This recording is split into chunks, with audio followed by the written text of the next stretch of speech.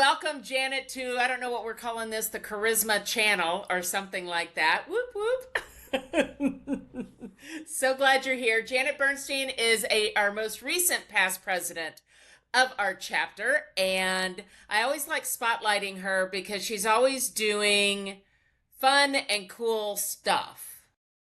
And she just is doing something really cool now. She's launching a new business. So tell us a little bit about you, Janet. Tell us how you ended up at ABWA and now what you're doing and all those good things.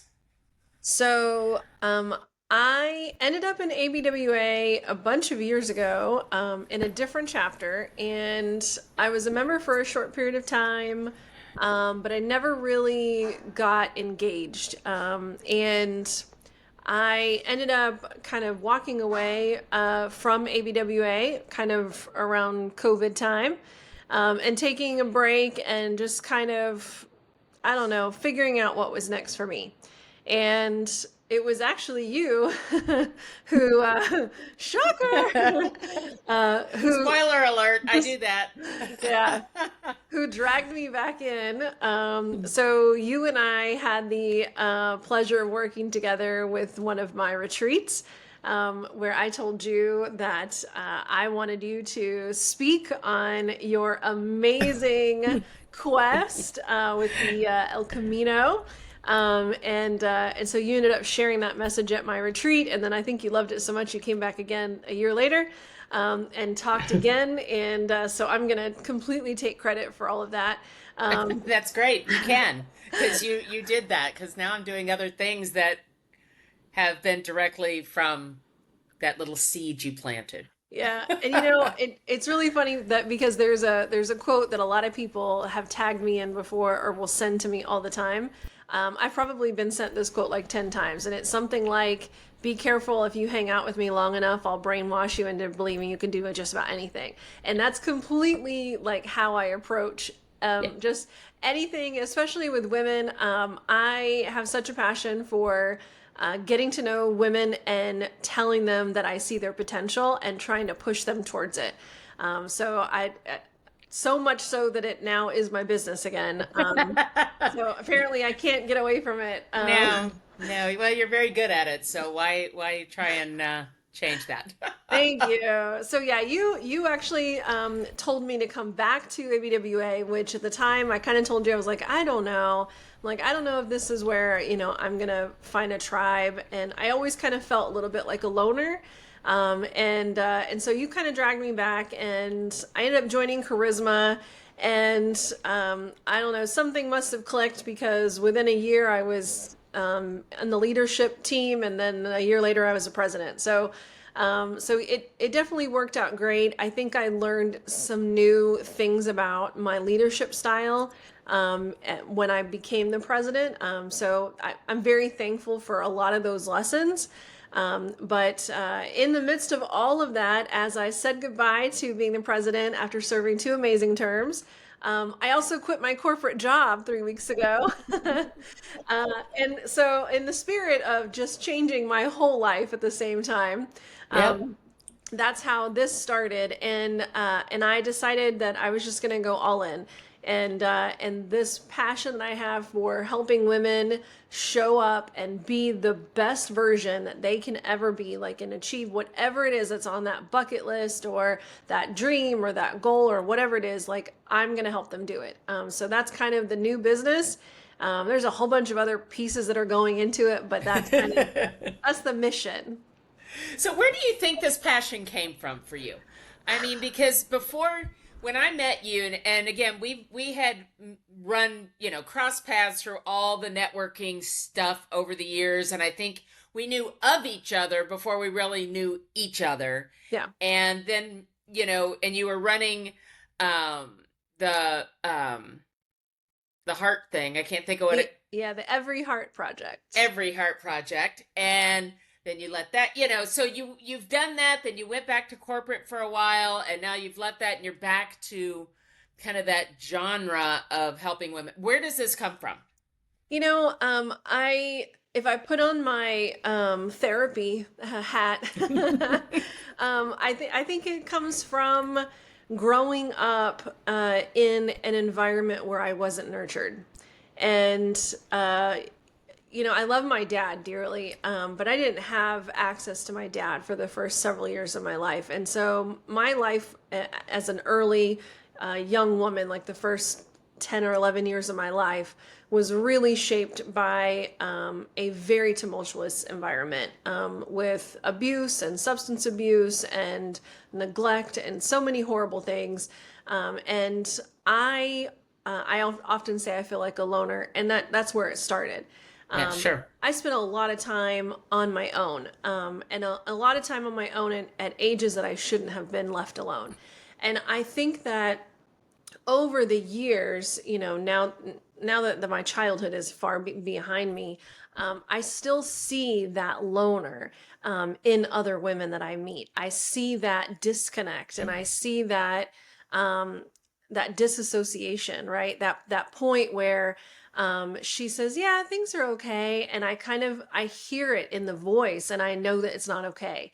And there's a part of me that wants to like grab women and shake them and be like, I know you're lying, but I don't do that. I'm very careful in how I approach these conversations.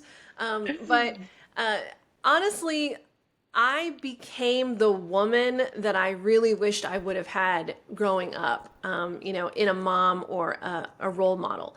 And so that was really my goal. And so now that I'm older and I have grown daughters and I even have a granddaughter, the word legacy is always just sitting right here on my shoulder. And it's always basically like a reminder of every person you meet, you have the ability to leave your legacy imprinted upon them. And what's it going to be? Is it going to be good? Is it going to be bad? Is it going to be fun? Is it going to be crazy? I mean, are they going to look back and say, oh my gosh, that Janet, she made me laugh. She made me dream. She made me this, or whatever it is. And it's like, that is always what's driving me now. So I know it came from a place of, I would say, despair and sort of figuring it all out. And then I think it's just grown into this is who I really want to be. Well, I think you embolden, is that the word? My words are just, it's not usually good for me to do these late in the day. My words start to get lost. I make up words all the time. So okay, well, good. So then we're on the same page here. But I think you model that very, very well. Thank you. I've known you well for 5 years now or more, and I think that I'm inspired by you, by your positive attitude that you seem to have all the time. Now, you may be home behind a closed door, and maybe that's not always, but you always. I mean, because we all do. Nobody's like walking around with dancing unicorns on rainbows Absolutely. all the time. Yeah. Not possible. But I also think you have a way about you that brings confidence to women and a zone of safety. Yeah. To be vulnerable, to be to share kind of the secrets. Yeah. And I don't even mean bad secrets like somebody's, I just mean like I have this secret wish. Yeah. And I've never told anybody. Yes. You have this amazing thing that lets women be vulnerable with you. And that's what I want. That's what I want. Fear. Because I think that as a woman, we are constantly being told, oh, you shouldn't think that, or you should be this, or you should be that, or whatever it is, right? And so there's all these labels and boxes, and everything is just so, you know what I mean? It's like, I know. We're always just like, ugh. Like my favorite thing is whenever I ask someone, I'll ask a woman, if you could be anything, what would it be? Or if you had a magic wand right now, like what would you do in your life? And the word that I hear over and over and over again is I should. And they'll say something like, well, I should want this, or I should be doing this, I should be doing that. And I'm like, let's stop shoulding all over the place, right? Let's get that word out of our vocabulary. Do you want it, or do you think you'd want it? Because there's a difference, Right. And so if there is a dream or a desire or a wish, I want them to say, you know what, if I had a magic wand right now, here's what I would build. And I want to know what that is. Because like, I'm here for that, because we're only here for this one life. Like, that's it. I mean, and I mean, they talk about the dash, right? You're born and then you die and you have this dash. And it's like, you choose how much you're going to put in that dash.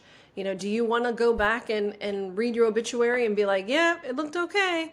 Or do you want them to be like, good He was Lord, kind of average, right? He was average. Like, I want, when I pass, I want someone who's writing my obituary to be like, good Lord, how much can we put in here? Right? That's what I want. We're gonna have to have a much longer. Right? They're gonna have to put that in their Chat GPT program and have that condensed all the way down, because you know what? I was here to change the world. Not enough characters here for this. Absolutely. I mean, we're all here to change the world. It's just a matter of how much of the world are you going to change? Because you have the ability. It's like, how many years are you going to do it? How far is your reach going to be?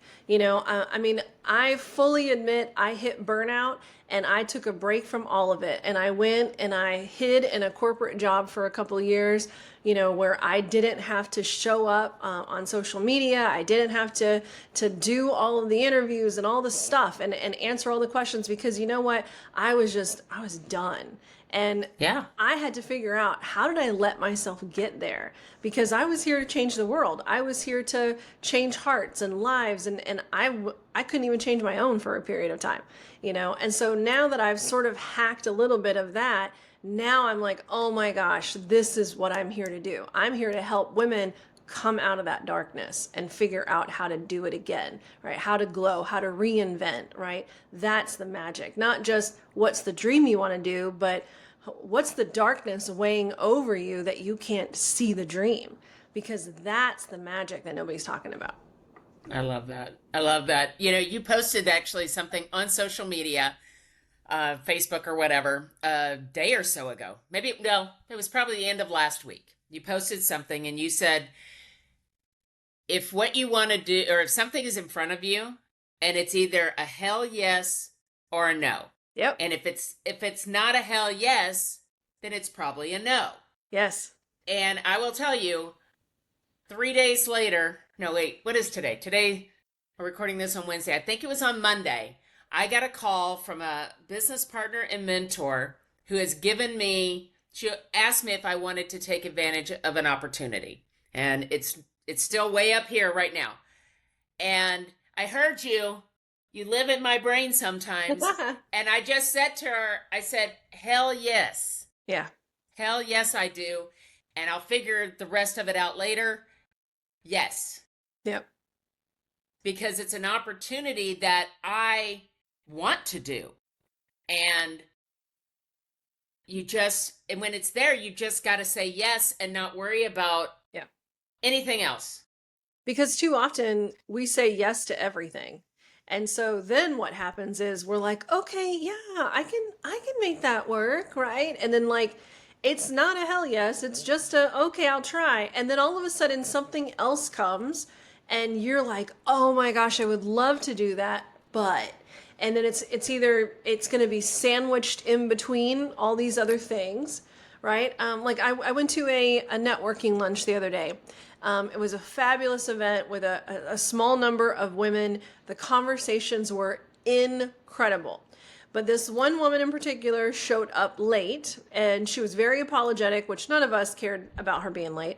We were like, girl, you do you. That's all good, right? But she felt horrible that she was late, and then she admitted that she is running from thing to thing. And then she basically said, oh, and I also said yes to this other thing. So I have to leave here, right at 1:00. So I can't stay any longer.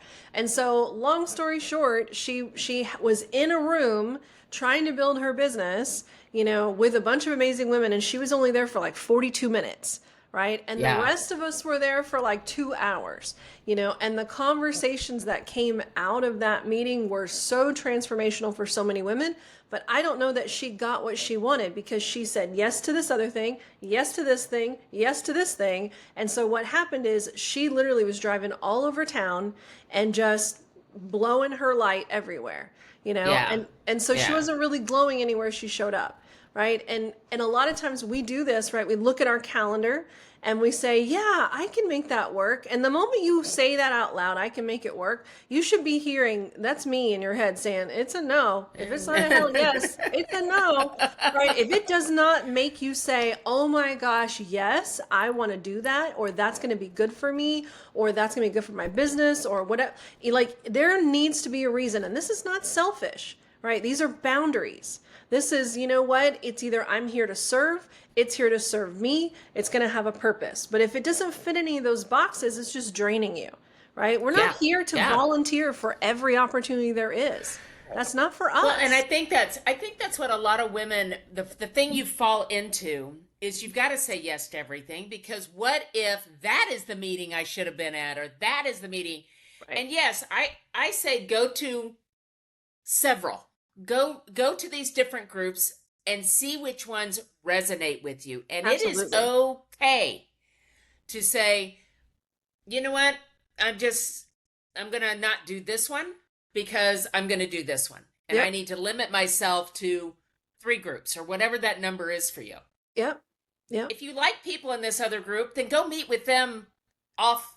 Go have coffee, go have wine. If there's a group that you like, but you don't meet anybody and it's just one bestie that you go to see once a month, meet your bestie for coffee and go to something else, because spending the time and the money and it's also an energetic exchange. That's a huge part of my coaching business, is helping women figure out where is their energy going, because once they come to me, usually their energy is gone. It's completely deflated. Yes, absolutely. Like they're done. They're exhausted. The last thing they want to do is even go to these events. Like, so half of the women I'm meeting with right now, they're canceling before they ever show up. They're paying $20 to sign up for an event, and then the event comes and goes and they don't even attend. Right? Some of them get their money back, and most of them are literally sacrificing the money just to not go because they're too exhausted. Right? And so we have to figure out what is draining our energy. And most of the time it's saying yes to things that are not in alignment with where we need to be. I think that's huge. And I know that that's one of the things that you talk about a lot, is finding what is in alignment, not only with your business, what do you want your business to look like, but how do you want that business to be, right? When I started in real estate 17 years ago, they said, you have to do it this way. You're going to call these people and you're going to do open houses. And this is the way this is done. And this is before all the social media and all that other stuff, but this was the way it was done. And now 17 years later, it's like, oh, I can do this and I can focus on these people and I can, and it all of a sudden after 17 years, I feel like it's, oh, this is why I'm doing this. Right. But it took 17 years to get there. And that's and honestly, you're not alone. I was just meeting with someone this morning who's had her own business for 17 years. And she was talking about how still to this day, she will be at a networking event and she will tell someone a little bit of what she does. And they will be like, you know what you should do? And like they immediately go into, you should focus on this, or you should try this, or you should try that. And, I think it's just, everybody is so inundated with information that they think that they should just start coaching everybody, and so they're just going to give you their free opinions, right? And oh yay! And I love that for us. But we need to learn to just say, thanks so much for that. Thanks for that opinion. I will take it to heart. And you know what? I say that with everything anybody tells me. It doesn't matter what it is. I could be on the inside being like, I am never taking that information past this table. But I will say, thank you so much for your opinion. I will take that to heart. And then I will go and do whatever it is that I'm meant to do. Yeah. And I think sometimes we get all caught up with, oh, maybe I should be doing that. And because we live in such a comparison place that, oh, well, that person is doing that. And they seem to be doing right. very well. Right. Because we all like to compare our blooper reel with everybody else's highlight reel. Yep. And so we just get all discombobulated with that. Yeah. Yeah. So what's the name of your company? I forgot. I think we forgot to say that. How do we find you? Who are you? What is all of that? Yes. So the new company is called Let Her Glow. So you can find me at letherglow.com. I'm also on Instagram, Facebook, LinkedIn, and somehow TikTok, which is really funny. I actually have a video right now that has over 4,000 views, and I am talking about burnout in the corporate world. Oh Um, my goodness. so that is a hot topic, and it's obviously something I could talk about for a few minutes. So I've attracted a little bit of a fun audience there, which is great. And I think the more we talk about what we're going through, the easier it's going to be for people to get the help that they need, whether it's therapy or coaching or resources or whatever it is. And of course, with the job market the way it is, I think there's going to be more and more people that are going to start looking at alternatives to corporate jobs and things like that, because the market is crazy. And we could all be showing up differently, I think.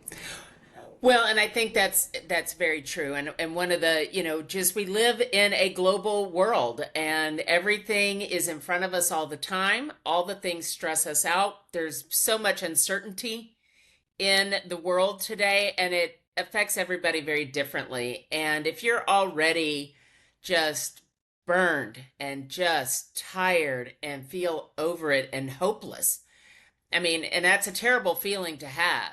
It is. And the only person that can get you out of that is yourself. And yet sometimes you need that hand up. And that's what I see you as you're always willing to put your hand out and just help somebody get to the next step. Oh, absolutely. It doesn't even matter. Like, if I don't care if you can't afford coaching or you don't want to, but I don't care where you're at financially. If you need help, raise your hand. Right. Yeah. Right now I'm doing, they're called Sip and Spark sessions, and they're completely free. I'm on a mission to do 100 of them by the end of the year. So I'm assuming when this airs, we'll still be in the middle of that. So through December 31st, I think I've done 7 so far. And honestly, they have been absolutely amazing sessions, just me getting to know women, but also finding something that is keeping them from glowing at their full potential. And so we have some sort of shift in that call, and then I send them whatever resources I can to support them afterwards. There's no selling, there's no pitch deck. It's just basically, hey, here's what's the next step for you, and take it if it resonates. And so far, those calls have been absolutely amazing. But there's so many resources out there. If you are struggling with burnout, if you're struggling with, hey, what is my purpose? What am I here to do? There's so many things. I have a 3-step process that I will give away for free. Anybody that calls me after this thing, let's get on a Sip and Spark. And I have a, hey, what's your passion thing? It's 3 questions. I walk you through it, and we can actually figure out a little bit about what to do next. Maybe it's quitting your job. Maybe it's changing your business model. Maybe it's you love your job, but you need something else, and it's a volunteer. Like, I don't know what it is, but we figure it out together. So a lot of it is just getting out of your bubble, right? That whole loner thing, which I can relate to, right? We get ourselves on an island and we build up all our own resources, and then all of a sudden And we realize, think we're fine. yeah, and we realize we have nobody here who understands or who can see us, and the only way to get out of that is to leave the island. We got to leave the safety of that island and go find somebody, right? And so I want to be that lighthouse. I want to be that person that's like, hey, I'm here. I've been there. I've been in the darkness. Yeah, I'm glowing. You come and get me, right? Let's go. But again, lighthouses don't move. I can't leave the shore and come and get you. So you've got to do the first part. That's why the Sip and Spark is like what I'm saying. Just do it, book it. I don't care about packages and prices and all that right now. I just want to help as many women as I can, because I know the money will come, because I know what it's like to build a business, and money is money. It's all energetic income. It will happen when it's meant to happen. I don't want to say anything after that. That needs to hang there for a little bit. It's a soundbite. You can Yeah, we'll be pulling that out. Nice. I love editing, but and that's that's what this is all about. And I got a very big visual when you were talking about the island and the lighthouse. And to get to you, sometimes we've got to get out in that rowboat by ourselves.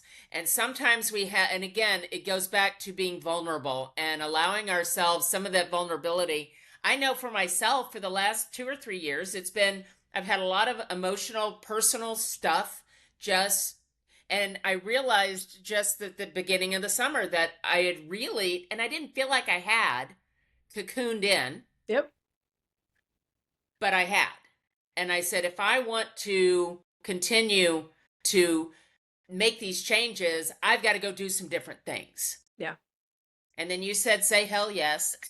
Yeah. So I'm Yeah. like, hell yes, let's get this rolling. But it's getting out off the island in your little rowboat by yourself, and that's scary. It's really scary because change is scary. Yeah. Yeah. And but without changing I mean, you don't have to do it. You don't have to change, but the result is you stay the same and you stay where you are. If you don't And change, nothing will change. nothing changes. Yeah. So okay, my friend. Well, we're going to put all that contact information everywhere. I love that you are with us at ABWA. I think you have been, the last several years, you have been a bright light. And like you said, you learned some things about your leadership style, which I think was great for our organization. And, you added just a different dynamic that the group hadn't had for a long time. And so I am appreciative as a 10, 11-year member. Yeah. I am appreciative of that because it's such a good group of women, and bringing in all these different personalities and these different just mindsets, I think is amazing. Yeah. Yeah, I'm very thankful for the group of ABWA. Anybody that is watching this, listening to this, who doesn't have a tribe, this is a great place where you're going to be welcomed as soon as you come in the door. That's something that, I came in brand new, raised my hand and said I would love to serve, and they just put me in. So Put me in, coach. right?